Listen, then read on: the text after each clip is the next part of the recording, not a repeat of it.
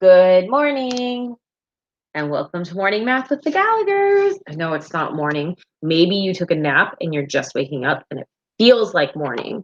I don't know. Yeah. What do you think, Grayson? It's like 8:10. 8:10 in the morning. Yeah. Yeah, in the morning. I'm Okay. just scared. We're just gonna pee.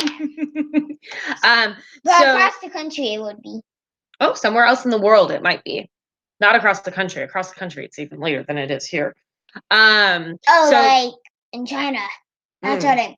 Yeah, maybe all the way around the world, right? On the other side, maybe it's 8 o'clock in the morning. Yeah. Yeah. 8:11 in the morning. We're like 3 days behind on our morning math with the Gallaghers. It was a crazy week last week in the Gallagher household. There were so many meetings and so many fun things, and we just didn't have time to record any videos. So we're gonna try to play catch up a little bit. So we are doing today Truchet. Is that right? Truchet blocks. Yeah, let's check. Also called Truchet tiles. I know you can't see it. It's very glary. Or somebody called them quarantiles. So we're going to show you, this is actually going to have to be a two-part video. Oh, that's a little bit better. This is going to have to be a two-part video because first we have to make them. That's what we're going to talk about today, how to make them. And then after we make them, and it's going to take me the rest of the week to make them, then we'll show you all the really, really cool stuff that you can do with them. So today is an art project. I'm in my PJs. Because it's morning time, right? No, because it's nighttime. So today, and because it's morning. Today is an art project to make Truchet blocks, Truchet tiles, quarantiles, whatever it is that you want to call it. This is not a math challenge. No, it is not. Does it make a picture? Well, I do have a picture. So let's go ahead and share where we saw these. And I've actually seen, oh my gosh, so many different ones. But I'm going to share the first couple places that I saw. So the very first one that I saw that I thought was like super cool is this website right here. It's called Talking Math with Your Kids. And you can see what our second half of our video will be about. And we'll probably post that either Friday of this week or Monday of next week. But basically, they're these blocks. And every block has you paint them. Yeah, each side of the block has a different type of design on it. And you're going to paint them. And so we're going to show you how to paint them today. And then when you're all done making them, you can put them together to make these really cool designs. So these were the blocks that I originally saw. And I happened to have some wooden blocks already at home. So I thought, hey, it'd be really cool if I made my own set. And then later I saw this person. Hey, I did it. Called it Quarantiles. And they just made these. So they actually made these out of like extra pieces of wood that they had laying around the house. But like, I don't have extra pieces of wood. So I'm going to make mine on cardboard. And go to the and so we'll show you how to paint all of these. And actually this website shows you as well. And some really cool designs. Oh no, we're showing you too much. And there's so many other ones too. So that's what we're going to do today. Go to the Ziggy. Give me a second. So I painted a couple of these already, and I'm going to show you how I painted them to make sure that I got the right design. I painted some cardboard, pieces of cardboard, and we'll show you those when we go to the Ziggy. And then also I got these cool postcards. We'll do a whole nother episode about all the really cool postcards that I've been getting in the mail because they're all so super fun math stuff. So these are also Truchet tiles. There's so many different ones, guys. Like just look it up online and you'll see so many different designs. And it's just this really, really cool pattern thing. But that's not what we're doing today. Today we are creating the tiles, not creating the patterns. So let's switch to the Ziggy and let's get to painting. We already painted some. We painted some already, yeah. So Grayson actually already started making a design with it. He says, look, Mom, I did it. I made it. And, he put everything together and matched it all up. It's falling so apart. These are the 7. 1, 2, 3, 4, 5, 6, 7. 7 different tiles that you're going to want to make when you stop playing with the Zoom, dude. When you are making your own. All that I did. It's called Ziggy. I took a box. You can take like a cereal box. You can take an Amazon delivery box. Goodness knows we have plenty of those. And I just cut out 1-inch tiles, 1-inch squares, because I thought that 1 inch was going to be plenty big, right? We don't want to make it too big. It takes up too much space. And I cut out 100. It didn't take me that long. If I cut out 100, how big do you think the square was that I cut out? What two numbers multiplied together can make 100? 15, 2. 15, 2. Do you think I cut out a 50 long by 2 wide? No. No, probably not. What are two other numbers? 50 and 50. 50 and 50. No, 50 and 50 would be way too many squares. No, I mean like the area. Oh, yeah, the area, 50 and 50. But no, I actually cut out a 10 by 10 square. So 10 inches by 10 inches. And then I was able to cut out 100 little squares, and they're all sitting on my kitchen floor right now. My cat's been playing with them.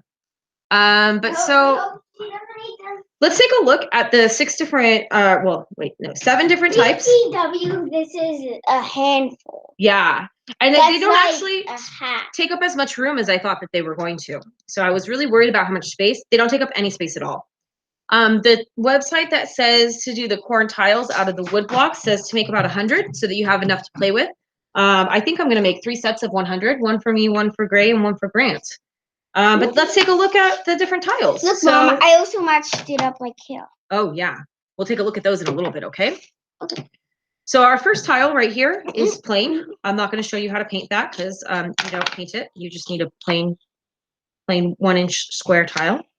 Our second one, again, not going to show you how to paint this one. It's just you paint it solid, whatever color it is that you want to paint it. Right, Gray? Yeah. All right. So tell me about this one, Grayson.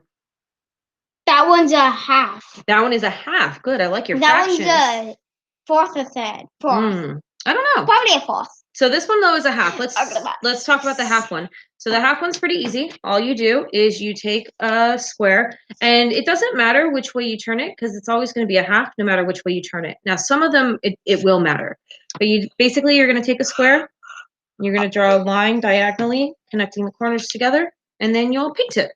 Yeah. Should we paint it or should we save some time and not paint? Save some time. Save some time. Okay. So we draw a line straight across, and then you would paint this side. So I'll paint that later, and then it'll turn into this. All right. So that's how to do that one. All right. Now we have these other ones, Grayson. These other ones are kind of weird. So you said this one's like a fourth or a third, and then we have its reflection. So it's really important that 2/3. These two are not the same shape. They kind of look the same, but they're sloping in different directions. So just a little slight review about slope. Oh, that's okay. I've got more. This one has almost a negative slope. It's okay. We have more. This one has a negative slope. Starts at the top corner and goes down. And this one has a positive slope. Starts in the middle and goes up. And so what you want to do with these is you want to find halfway. So if it's a 1-inch square, I'm going to mark right here at the 1/2. So one of them, I'm going to start on the right side with the 1/2, and I start at the top left corner, and probably going to use a ruler so I make sure to make a straight line. And just draw it straight across. Okay, so that one will give me the negative sloping one. And then for the positive sloping one, we're going to mark. This is 129 out of 129. We're going to mark half on the left-hand side instead of the right-hand side. 5 billion out of 5 billion. Okay, so that's this one. And 1. And then we're going to color in the small area. The color in the small area, that will give us these two. Right, Gray? But if we color in the big area, it'll give us this. Yes. So we also have the other way for the exact same lines. Okay. So if we take a look, this one, again, our negative sloping one, we need to paint a top, but then we also need to make a different one painting the bottom. And it's the same line, the same break. So it starts in the top left corner, and then you draw a line to halfway on the right corner. And then for the positively sloping line, you start in the top right corner and go down to halfway on the left corner. And then you can paint the top to get this one, or you can paint the bottom to get this one. So those are our 6 different shapes. I'll make sure to attach the website so that you can see the actual pictures and of what the shapes look like. So we actually have 1, 2, 3, 4, 5 kind of tricky ones. And I know I keep saying 6, it's actually 7. I keep forgetting about the blank one. So 6 painted, and then the 7th one is not painted. So that's how you can do these tiles. And for the blocks, I actually learned a really cool trick. So if you want to, I just bought these on Amazon also. They're 1-inch blocks. So what we've been doing. Cubes. Oh, 1-inch cubes. I love your math vocabulary, Grayson. Cubes. Kind of like that. Cubes. So what I've been doing, I have painter's tape. And so when I'm painting, I just like rip off some painter's tape. And then I saw you doing that. Yeah, I was doing it earlier today to prep, and then just, press it down. So then I can paint, right, this half. So again, you're just lining it up to corner for that one. And then I learned a really cool trick for these halfway ones where we don't actually have to measure out half. All right, great. Now's when I actually do need that block that you lost. I know. Like it did. Oh, it went all the way to the other side of the room. Oh goodness. Okay, so the really cool hack for the blocks, and I can show you on these ones as well. You sure have seen God. Look at this. If I put it like this, it lines up. It matches up. And so what I learned to do with these, and these get a little bit tricky. I really had to look at the website to figure these out. But on the half that's painted, so I painted this top half first. You want this to be matching at that corner and then slope downward. And then for the top that's empty, you want it to keep sloping downward. So if you look at it like this, it actually makes a nice straight line. That took me a little while to figure out. So basically what you do is you can put 2 blocks right next to each other. You got to make sure that they're lined up correctly. So like the diagonal for the small one is on top and the diagonal for the big one's on the bottom. Got to make sure they're lining up correctly. Or just like really double and triple checked before I taped it down. And then if you tape down this diagonal, then you'll get the small one here, and you'll get the big one here. And look at, right, slope, lines, -1/2. This line has a slope of -1/2. I don't know what slope is. I know you don't know what slope is, but you know what? My Algebra A students just learned about slope last week. Yeah. I've been hearing you over your classes that you've been making. Yeah, so you do it like that, and then when you're done, you would take the tape off, and then when you want to do it for the other side, you just rotate down, and then switch them, and then you can get the other side. Wow, that's a really cool technique. Thanks, bud. So, yeah, and then for these blocks, because there's 7 different ways of painting, but only 6 sides on a cube, right, Grayson? Yeah. So what I've been doing, so I start by painting the top, then I match up the sides so that I can get, that's not right, but that looked really cool, didn't it? Go back to it.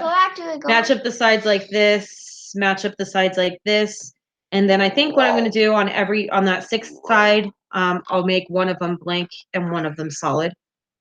If you're looking to make these yourself, again, for the tiles, they suggested making at least 100, so you have a lot to play with. I don't know how many of each one, just however many you want of each of the 7 different shapes. Just play around and play with them. Yeah. You play and you play. You Perfect play combination. and you play. And the Truchet block website where you can buy them, or again, you can make them. Send in a link. You can make them yourself. They are selling them for.